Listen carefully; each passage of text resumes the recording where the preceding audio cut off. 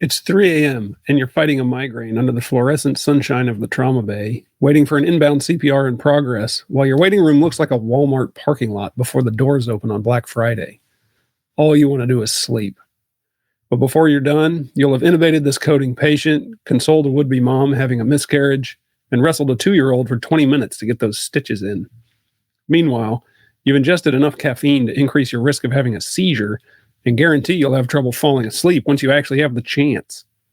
This doesn't feel natural, but it's just part of the job, right? It's time for the shift change.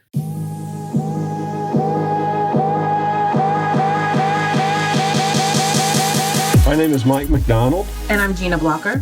We are emergency physicians with over 35 years of combined experience in community, military, and academic settings. We have courtroom experience. Both good and bad. We have business experience. Both as owners and employees. We are each married with 5 kids. But not to each other. Odds are good that if you're an emergency physician, you will experience burnout, job dissatisfaction, assault in the workplace, depression, anxiety, litigation, and more.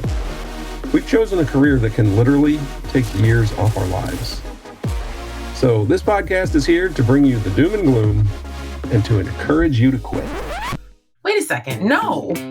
We are 2 emergency physicians who have survived all of the above and are still standing. This podcast is to help you prolong your career in spite of the odds. We will tell you the things we wish we had known when we were starting our careers, use an evidence-based approach to the problems facing our specialty, and offer solutions that have helped us and others using the lessons we've learned along the way. Okay, that sounds better. Okay, once again, welcome to the Shift Change Podcast. Today we're talking about how only the good die young, and a study that Gina found in her reading recently really jumped out at both of us. She shared it with me, and the results were pretty staggering. I'm not sure it's the best study that I've ever seen, but Health Grades put out a life expectancy by medical specialty study. Gina, you want to tell us about that? What they found?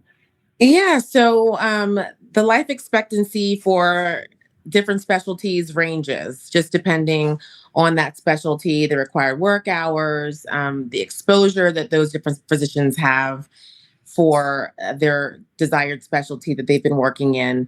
And I thought it was pretty interesting because for emergency physicians, the numbers seem to be staggering towards the lower life expectancy compared to the general population.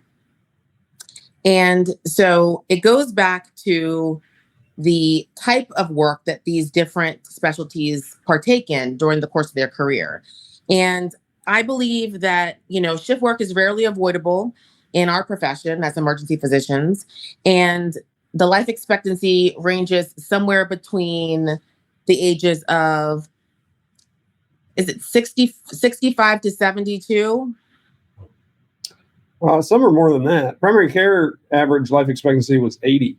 80 for primary care. So when you get to some of the more technical surgical specialties, subspecialties, general surgery, emergency physician, neurosurgery, some of the proceduralists, gastroenterologists, you at that point start to tinker down into the 60s and 70s age range. So we have looked into some of these studies and realized that a lot of it is linked to shift work and changing hours and circadian rhythms and sleep hygiene. And I think it's pretty interesting for emergency physicians such as ourselves, how some of these risk factors are incredibly unavoidable. True. And I think what jumped out at both of us from this study was, most specialties are average life expectancy somewhere in the 70s. In emergency medicine, it had at 58.7 years. Mm-hmm. And that number just kind of pops off the page. Now, again, I think this is a flawed study. The information they got was based off obituary data. The way that they determined someone's specialty, I think, was a little bit flawed. But you can't argue with, boy, that's an eye-popping number. I think most of us would expect to live a little longer than than 58. And so that really is what piqued our interest in exploring this topic. So we dug a little deeper and decided to look at reasons for the lower life expectancy in the profession that we've chosen, or that's chosen us. And we've dug into an article out of Emergency Physicians Monthly that was published in 2017 called "Is Shift Work Killing You?" And in that study, we have appreciated some of the highlighted risk factors that may contribute to the lower life expectancy in our profession. Unbeknownst to us, the article clearly stated that the risk is nearly the equivalent of smoking 1 pack of cigarettes a day, to approximate a 40% increase risk of life expectancy, lowering life expectancy. That's pretty incredible when you think. Yeah, I think we all intuitively accept the fact that smoking a pack a day is a risk factor for all sorts of diseases, cardiovascular primarily. And to think that your job has that exact same effect on you is kind of staggering. And with that, the circadian rhythm changes that come with shift work, as well as to include the sleep-wake cycle, mood, age, and then other just general comorbidities associated with each individual person, that likelihood is still increasing your risk of just being an emergency physician, on top of all the other mitigated risk factors that each person may already have innately, is pretty incredible. Genetics notwithstanding. That's right. You do smoke a pack a day, and that's just adding to it. So as we dig into this a little bit more, so we want to highlight the problems, life expectancy being one, and the reasons for that, the risk of cardiovascular disease, stroke, heart attacks, hypertension, atherosclerotic disease, all those things increase as a result of shift work. But it doesn't stop there. Your risk of cancer increases. Your risk of injury increases. I don't know. This is kind of interesting because we looked at not just emergency medicine specifically. There's a lot of research about shift work in community jobs, in industry. Obviously, we're not the only people that work at night, right? Lots of industry has 24/7 requirements, and so airline pilots have looked at this. Firefighters have looked at this. Police. We looked at studies on people that clean the trains in Japan, like the commuter trains. They only stop running late at night. And so the people that clean those things and maintain them, they have to work at night. And so this effect, the health effects of shift work, have been studied pretty broadly. And there are effects, physical and emotional, mental health definitely is impacted by this. Pregnancy has been shown to have increased risk with overnight work. So there's a lot really that goes into this, and a lot of effects that are possible on your body as a result. I mean, even down to adaptive dietary habits, right? What we use to stay awake when we're on shift, caffeine. What do we use to sometimes help sleep? I'm transparency here. Alcohol, right? A depressant, right? So sometimes it's not just sleeping, it's staying awake, right? And what do those drugs, caffeine and alcohol, do to overall cardiovascular risk, right? So sometimes it's the pressure to do either, stay awake or go to sleep. I think that's pretty interesting. And I think that's not talked about as frequently amongst peers or in amongst physicians in general, because of the negative the negative talk or the worry or concern that it may be a negative result of you speaking up, right? There's kind of a stigma. We're the can-do specialty. So I got this. I show no signs of weakness. We have that sort of mentality a lot of the time, and it's not necessarily a healthy way to project ourselves. I think we all feel the effects, some more than others. And that was kind of an interesting thing that we came across as we were looking at this. Some people are more adaptable to working overnights and rotating shifts than others.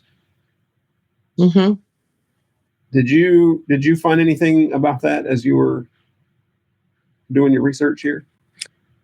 I did not specifically about the people adapting, but there is a thing to be revered for a nocturnist, right? Someone who only works night shifts, right? And I think it's important to know that some of these, if you are a nocturnist and are consecutively on those same night shifts, some of these untoward effects as far as cardiovascular risk can be avoided or prolonged, I would say, not as early as detrimental um, if you're on those same shifts regularly. I think we did identify that there was some truth to that statement.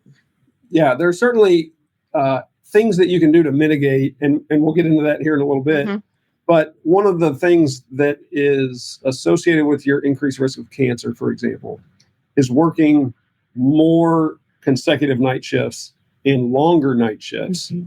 So as you're describing, long-term nocturnists, people that only exclusively work nights, they can adapt to the schedule, and their circadian rhythm actually can flip over. And so that's been looked at in like oil rig workers. There certain professions where you're kind of forced into this long-term switching of schedules. And so, oil rig guys on the platforms, they'll work like 2 weeks straight overnights, and they can actually flip their circadian rhythm. And doing that kind of mitigates the increased risk associated with just jumbling up your circadian rhythm over time. But interestingly, even in that situation, if you work long night shifts, more than 8 or 10 hours, or multiple consecutive, more than 6 in a row without a night off, is still associated with an increased risk of breast and prostate cancer. And the fact that it's also multifactorial, right? And that's why some of these haven't been intricately studied, is because it's difficult to delineate, how long do people work? For what hours? Are they getting adequate sleep? Like it's really difficult when the water has so many different, it's muddled, right? It's the muddies water that you can, and then teasing out what could possibly increase the risk or decrease the risk. I think it's interesting to look at each of these factors by themselves. Mm-hmm. Sometimes first to see what we can affect change in before we look at the big picture, right? Which is life expectancy, right? Right. So I think that's interesting. Like when you talk about night shift workers, when you talk about people who have an acute life stressor, when you talk about someone who's depressed, when you talk about someone who's already tired, or who is dealing with another physical ailment, right? Someone may be sick. I mean, these kinds of things happen and also affect your generalized risk, right? And Sure. So alone, I think it's difficult to tease out, but it's interesting to study. Yeah, there's certainly a lot that plays into it because we bring stuff from home to work, and we take stuff from work home. That's right. And all those things are going to interplay. I want to spend just a minute talking about pregnancy, because where I work now is the first place I've worked where pregnant ladies are excluded from working overnights. I think that starts in I don't know, I've never been pregnant, so I don't know. It's somewhere, I think, second trimester or like midway through pregnancy, certainly third trimester. Pregnant ladies here are not required to work overnights. And there's good reason for it. One of the meta-analyses that I was looking at talked specifically about the risk associated with pregnancy, and increased miscarriage has been it's been linked with permanent night shift workers. So even those people that flip over and kind of reset their circadian rhythm, when those ladies get pregnant, they still have an increased risk of miscarriage. And one study found a dose-dependent, which I think is funny terminology for it, a dose-dependent higher risk of miscarriage working more than 2 night shifts in the previous week. So certainly there is data that suggests that's the right thing to do. Like I said, this is the first department that I've worked in that actually makes that accommodation. And I think, let's take care of ourselves. Let's take care of each other. Right. This is something that we as a specialty should look at, and I think every department should be doing this, because it's not just our life expectancy, right? When you're talking about miscarriage, that's a big deal, and increasing the risk of that in a measurable way was such an easy fix. Take those ladies off the schedule. Let's protect each other. But how do we also look at it and like, what is it that increases? Like, what is it? Like, what is the science behind that? Is it a coagulopathy? Is it coagulopathic? Is there an increased risk of, DVTs? We already know that's increased with pregnancy. What increased risk does that put on the circadian rhythm, right? So that's why it's like a stacking issue. Right. It's a stacking problem. And I think it's hard to study, but why do night shifts? Why is 50 the magic number that a lot of shops don't make people over 50 work night shifts? What's special about 50? Right. I'll just give a little tidbit. The closer I get to it, the more significant it is. Don't you be trying to change that number. Won't, I promise. You're too close. You're too close. For me to decide in my mind that I was no longer going to work weekends and prohibitively no more nights, right? What does that do to my mind? I feel free, but what does it do to my psyche that I feel like that's part of what an ER doctor does, right? Am I just being a sellout? Like just saying I don't want to do that? That's what my colleagues are doing. Like we are born and raised up into a specialty where the pit is the pit and you're in the pit and you're working and that's what we do. Right. Right. And I think this is a big reason that we have attrition from the specialty.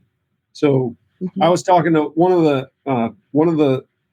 other ER docs that works here with us, with you and I. She and I went to the same residency program. I was actually one of her medical students when she was a senior resident. So we've known each other a long time. And I was working alongside her this weekend, and we were having this conversation. She's a little bit older than I am. I won't give away her age. But I was asking, she does locums work. She comes here, and works periodically, but she does a lot of locums in various places. And I was asking her, of all the places you work, how many people do you work with that are older than you? And she laughed. She's like, no way. I have overcome and beaten the odds. Like she is by far the oldest person that at any of the places where she works. And I think that's a big reason you and I started this podcast, because even you and I, she's close to a decade older than me, but you and I are some of the oldest people that we work with clinically. And I think that's a problem within the specialty. And I think this is a root of that. One of the things that draws most of us to the specialty is this freedom and flexibility of not working a 9 to 5. I think most of us hate that idea. But it's the same thing that drives us out of it, because as we age, as we mature in age, we feel the effects of it more acutely, and the things that drew us to it are the things that drive us away from it. And I think that's important, and we need to spread the word like we're doing now with this podcast, Mike. But shift work sleep disorder is a real thing, and I think that with that, we have to consider the increased risk of, metabolic syndrome, cardiovascular issues, digestive problems. I mean, the list just goes on. And if we're talking about us being the oldest people that we know that we work with in some shops, what are we doing to surveillance in the population? Are we getting screened earlier? Are we, it affects a lot of different types of disease processes that are already common in our culture. Is there increased screening? Because we know about 20 million people are shift workers in the nation, not just ER physicians. Like, is there any kind of surveillance that we're doing to highlight and then prevent, right? Because when we know better, we do better. So what are we putting in action to prolong people like me and you staying alive long enough to work long enough in these fields? Right. Sure. That's what it really comes down to. And I think once we get a hold on those numbers, like surveillancing people, do we have increased risk of diabetics, people that, develop dyslipidemia, cardiovascular risk? Like when we have those actual numbers, then we can really get boots on the ground and talk about prevention. Absolutely. And part of it is actually going to the doctor. There So we I don't know go. about you. I There don't we know about go. you. There we go. I went in for a physical this year. It was the first time in recent memory. Mhm. The last time I can remember that I had like routine screening, blood tests, check my Mhm. cholesterol or whatever. It's been a lot of years Mhm. since I've done that. Mm-hmm. And researching for this podcast is a big part of the motivation for me to do that. Because, my goodness, if I tell my patients that they need to be screened regularly for their cardiovascular risk, why am I not doing that myself? I think You bring again, up as a specialty, we recruit people who have this "I got this, I can do it" invincibility mentality, and maybe to a fault, I fall into that category. Mhm. But we need to take care of ourselves. That's it. That's it. And I think highlighting these issues is one going to save someone's life and their longevity, right? Because if you don't know what the risks are, you can never prevent the outcomes. Correct. That's And the it. point of this podcast is not to tell you to stop working in emergency medicine. It's not to tell you to stop pulling shifts. It's not to tell you to escape the night shift. I still work them. You still work them. I work as few as I can. Me too. And I'm looking forward to when I don't have to anymore. But that's not the point. We still have patients at 3 a.m. We still have to take care of them. So the goal is not let's all just stop doing this. Mhm. The goal is how do we mitigate the risk? How do we overcome it? How do we find workarounds? And there is some data on that. Not as much as I would like.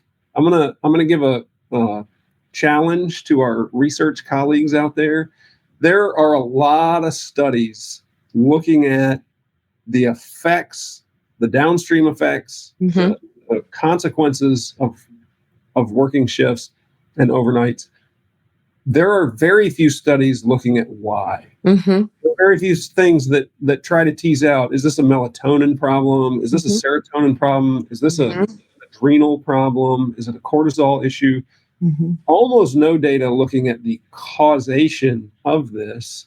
And if we don't figure out what causes it, then our mitigation strategies will be limited and sort of best guesses at Mhm. best. So for you researchers out there, take a look, figure out, is this a cortisol or a melatonin thing that we can supplement and manipulate Mhm. and improve our risk over time without having to stop working shifts? Right. Are there It's really things not an option. both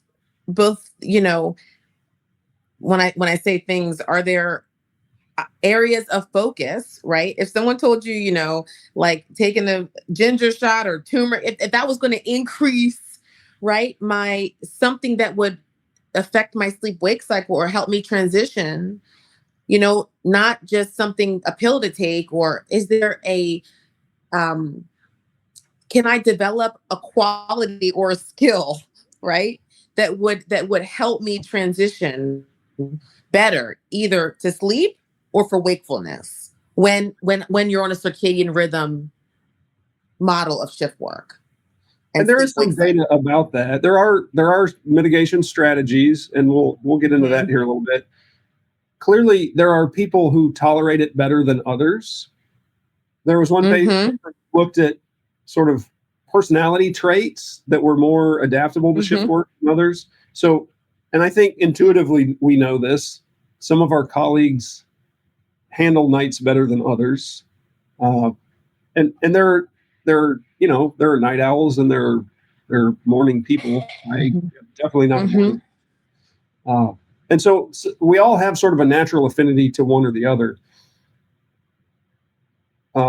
But one thing I found really interesting is the concept of adapting to overnights. So I always thought like the first one is hard, the second one is the hardest, and then the third and beyond, when I'm working consecutive nights, I get used to it. I get better at it. I adapt to it.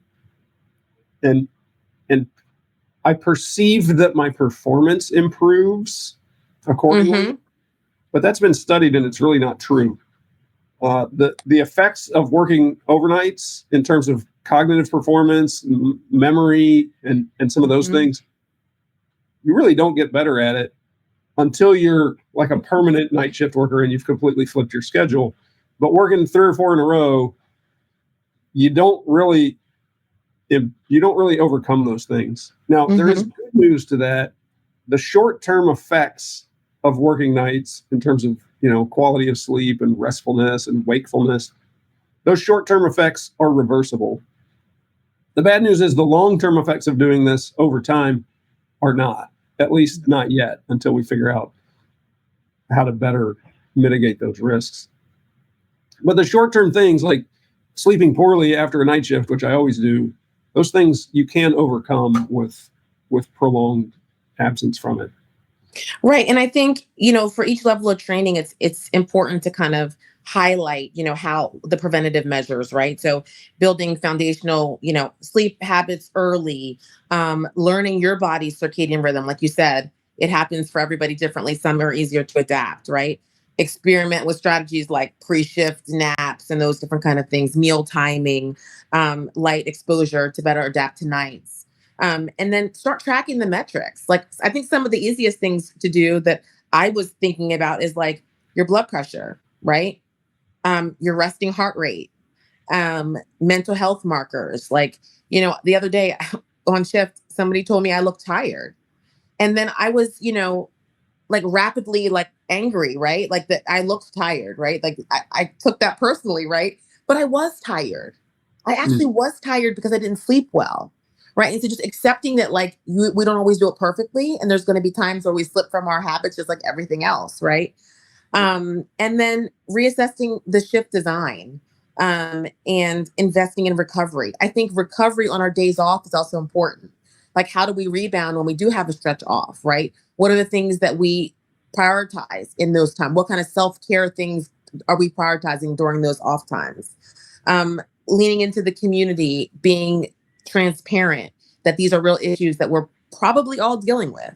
And then, advocating for structural change. We talked about it. If ACEP has guidelines on shift work, how come every shop isn't putting those guidelines for everyone to see? And behold the scroll that comes from the American College of Emergency Physicians. Like, who knows about it and where is it? And do we even know the own rules that we're supposed to be abiding by, right? And for sure. When I think about those things in my life, from training to junior attending hood to now like mid-career, almost senior attending, I think about how good am I about doing some of those things. And I'm still not great at a lot of those different things, right? But at least I know now what I have to do to get better. 100%. 100%. I think about professional athletes, right? They have their training schedule down. They have their sleep. They have their food. It's all maximized to optimize their performance. And I think we as emergency physicians, there are some overlaps between what we do and what they do, right? We have a high stress, demanding, think on your feet, high stakes job that requires sort of optimal performance. And yet we don't tend to pay the same amount of attention to, am I showing up to do this fully optimized to perform well? And I think it's the same thing that you're just describing. When I was in training, I never thought about it. I didn't care. And when I was an early attending, it was a badge of honor to look what I did. I worked all these shifts. I don't need sleep. This, false machismo of I don't need the sleep like everybody else. I'm invincible. It's really a detriment, not just to myself, but to my patients. Because if my cognitive performance suffers, if I'm dragging in at the beginning of my shift, because I can do this, I'm tough enough, I can do it. It's a disservice to my patients. I think it's interesting.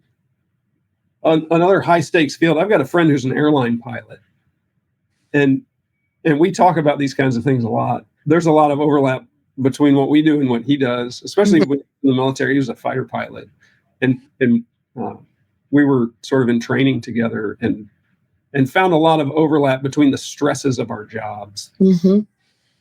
But his is regulated. He doesn't have a choice. He can't decide he's going to work a double. He can't just decide, well, I'm gonna sacrifice my sleep in order to work extra. I have the choice. I can do that. And truth be told, I've made bad choices over the years in those terms. I don't know that regulation is the answer, but I think that we need to be better about regulating ourselves within the departments, within our administrative teams, within the people making the schedules. They need to be paying attention to these things. And to your point, wellness is not just what I do on my own time. Wellness is systemic as well. There are things that the system needs to do to improve the wellness of physicians, and within leadership structures, we need to improve the way that we do that. Absolutely right. And everybody has attended staff meetings where they talk about the Press Ganey of physicians, right? Some highlight names of each individual physician and their rates, and some don't. However, I think it's almost a moot point when you sit and talk to somebody about their patient satisfaction when they're not satisfied themselves. I think it's really hard to satisfy someone else, just what you said, when you're not satisfied, when you're not taken care of, when you're not eating well, when you're not sleeping well, when you're tired, because we have one of the most critical jobs ever, right? You got 99 problems, but when you have a health problem, you have one problem. And I remember that because when I sit at the bedside and I'm tired, I'm serving that person less, right? I'm less patient with them. Yep. I'm less patient with the nurse. I'm less patient with myself. I'm more irritable. All the things of somebody tired that's not at work, right? But dealing with a critical access point of someone else's life. And so I think that it's overdue that we start paying attention to some of these issues. One, because I think once we get to the root of these issues, patient satisfaction will probably be like a cherry on top. It just comes with a doctor that's well taken care of. The patient at the end point is going to increase. The satisfaction is going to increase because I'm satisfied. You can't have one without the other. Couldn't agree more. And I think as hospitals, if hospitals will adopt this mindset, if you have happy physicians, you're going to have happy patients. That's a hard hill to climb. Because there's a lot more that goes into it than just making happy. But I think it's a step in the right direction. And I think that we, as a specialty, can advocate for ourselves in that direction. And some places do this. I was reading about at Stanford, they have a system. It's called a time banking system. And I don't know all the details of this, but I think it's a really clever and interesting concept where if you work an extra night shift, for example, you can get a voucher for grocery delivery or laundry service or house cleaning, things that you would have to do. So we're going to buy back your time, not at work, for time that you give at work. I think we can be creative in the way it's not all just financial, right? It's not just pay me more because the risk is higher. I think buying time is a really innovative idea. I mean, it's incredible the amount of time that you have when you decide and prioritize. Well, we're always in training, we're prioritizing work, right? And so everything that we do sort of is, I mean, I'm talking about people that have things, I mean, mom, wife, all the things on the outside. Work and training becomes a large priority, right? It can even exclude friendships, family at times, and put work at the helm, right? And so I think this is phenomenal. Like buying back time, giving me an opportunity to like have someone arrange my laundry, help me with services for a nanny, childcare pickup, anything that can take the stress outside of the hospital off is a plus. Yeah, you found that 40+% of physicians work more than 55 hours a week.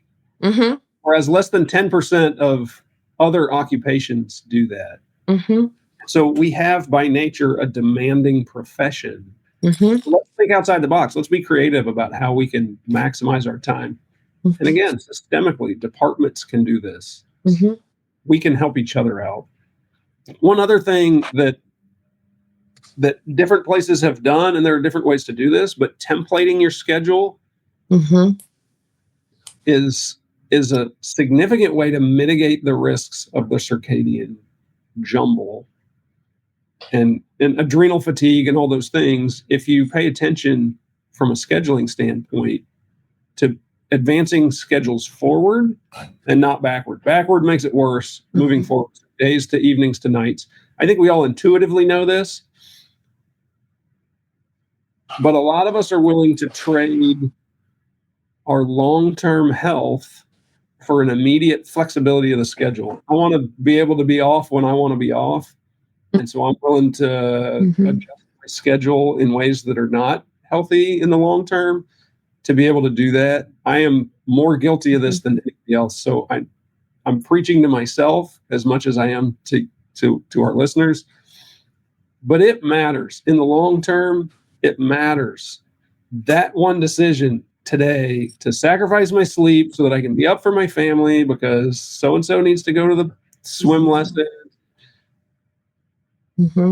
It matters to prioritize your own wellness because my kids are going to need me 10, 15, 30 years from now, just like they need me today. And if I'm not ready then, if I'm not building myself for the future, I can sacrifice too much in the now for the future. And I think that's a really dangerous thing. And preventative health maintenance, just that goes along with that, right? And identifying my innate risk. And at different levels of training, like we're just some of the worst patients, right? Like identifying those risk factors early that will put me at an increased risk, right? And I'm just talking about like metabolically, like even just having regular blood pressure checks, going to see a doctor, getting labs drawn, preventative health maintenance, along with the stress of the job, right? We have to start to get into the preventative instead of the proactive, instead of the reactive measures. Absolutely. And there are things not just systemically, but personally that you can do. This was actually kind of an interesting thing that I discovered as I was reading up for this show. Split sleep, where when you're working a night, instead of trying to sleep all at once, you sleep 3 or 4 hours before your shift, 3 or 4 hours after. I think I've probably done that by accident before, but I like the concept of anchor sleep is really important. So trying to have, and I understand this isn't possible 100% of the time, but as much as possible, sleeping at the same time every day improves your sleep patterns over the long term.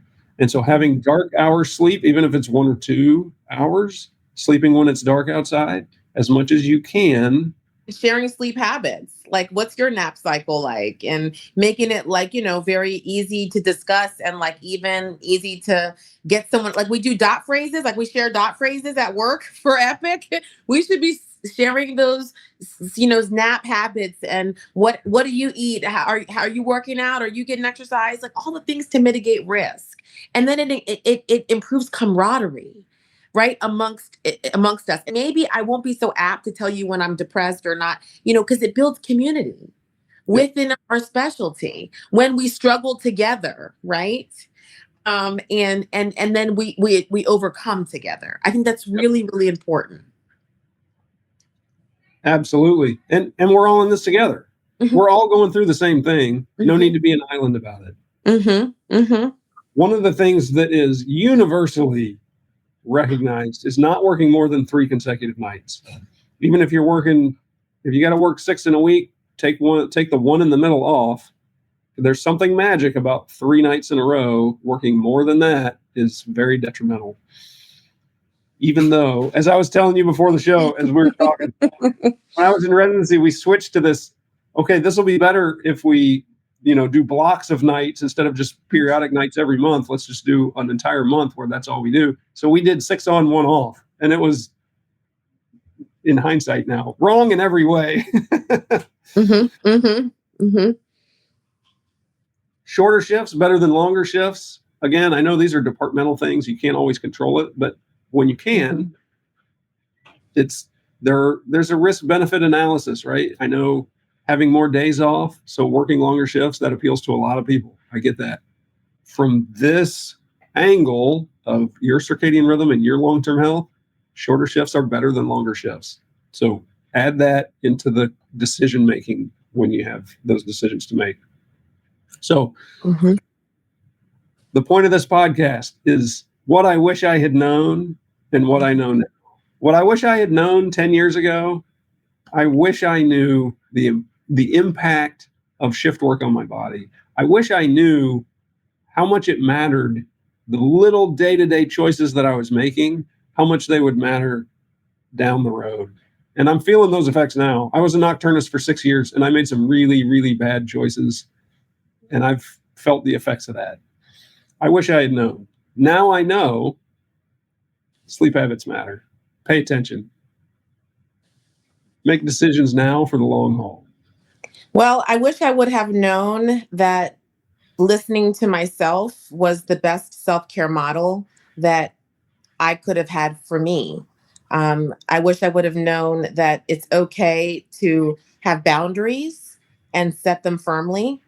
I no longer work weekends or holidays. I know that's sort of unheard of for an emergency physician, but for me, that was a huge boundary in my life that has given me so much of myself back. More time with my family, more time for my hobbies, for myself. I wish I would have known that a healthy diet was important for my sleep. Eating pizza at 3 a.m. in the morning sometimes, or ordering DoorDash with the department, never helped me sleep better. I have an end of a few nights to be able to show up for myself. Just the way I feel going to sleep on a full stomach. I wish I had known that wouldn't help my sleep. And I wish I had known that getting a primary care doctor before the age of 40 was a good idea. I just started taking care of myself with a primary physician on my 40th birthday. So now I'm doing all my screenings, all my preventative health maintenance. And that for me is giving me peace of mind and hopefully longevity. So those are some of the things I wish I would have known. It's better late than never. That 4 a.m. cup of coffee may not have been the best idea. The best idea.